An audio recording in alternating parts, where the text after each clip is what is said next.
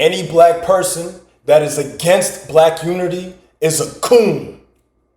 Tariq Nasheed is a coon.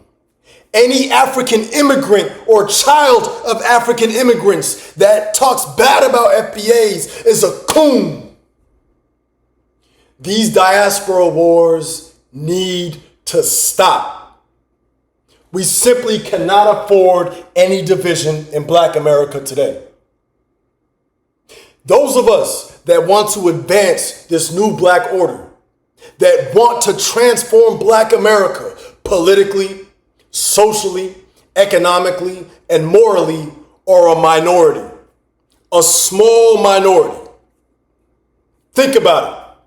We are going up against degenerate rap music, black MAGA, white MAGA, weak black politicians, degenerate black media personalities, degenerate black media companies, and of course, all of our brainwashed peers. We can't afford division right now. I want to share something with you.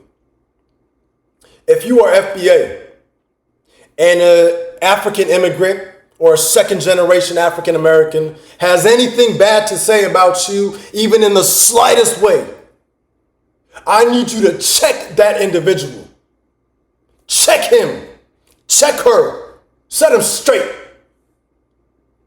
But don't let that one coon make you hate the 1.5 billion black people around this world. And don't let that coon Tariq Nasheed tell you otherwise. He is an agent of division amongst our people.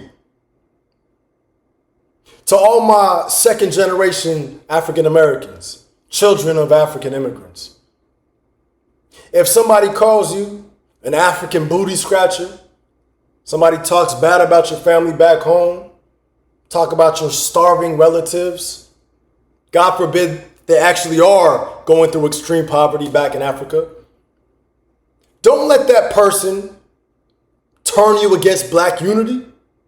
You talk to that person straight. You let them know how you feel. You confront them. But don't let that one person turn you against your race. Nothing should be above our race. What's the alternative to what I'm saying? Don't say Tariq Nasheed. I ain't even trying to hear that name. He is an agent of division in black America. He wants to shatter black unity. You can't get more coonish than that. I ain't trying to hear his name. What's the alternative to what I'm saying? It's to continue balkanizing.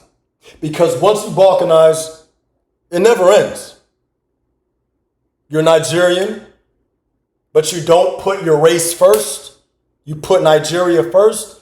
You understand that you are very likely to devolve into tribalism, right? Why stop at Nigerian? Why not go down to your tribe? You're Yoruba. Why don't you go against Igbos and all other ethnic groups in Nigeria? Why stop at Nigeria?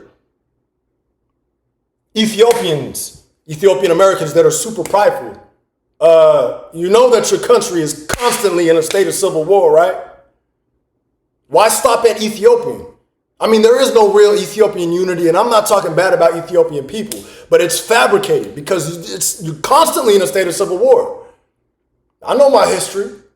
I know the history of Ethiopia and other African countries. Why stop at Ethiopian? Why select that as your primary identity? Why not make it Amhara or Tigrayan or whatever it might be? It's dangerous. It's dangerous to otherize other black people. It's dangerous. That's how you get tribalism and tribal conflict. Let's go back to Tariq Nasheed for a moment, even though I hate to. I can totally see this man further balkanizing FBAs. Why stop there? I could totally see him turning Geechees against Louisiana Creoles, for example, or North Carolina FBAs against South Carolina FBAs. Louisiana FBAs against Alabama FBAs. You know why? Because once you balkanize, it never ends. Listen, all of our identities, all of our subgroups within Black America are beautiful and to be celebrated. FBA, beautiful. You're Ethiopian, American, Nigerian, American, Jamaican, American. It's all beautiful. That's what makes us so beautiful. We are a diverse group. But we cannot succumb to these charlatans like Tariq Nasheed that want to shatter our unity. He wants to turn that diversity that I was just talking about into a weapon. So I'm going to leave you with this reminder. If somebody from a different subgroup of Black America talks bad about you, says something nasty about you, you check that person. I would never say to let anybody disrespect you. You would never hear me say that. I'm not a non-confrontational person. I don't believe in that. Somebody disrespects you, you disrespect them back. What I'm saying, the bottom line, is don't let that coon that's talking bad about any group of Black people turn you into somebody that is anti-Black unity.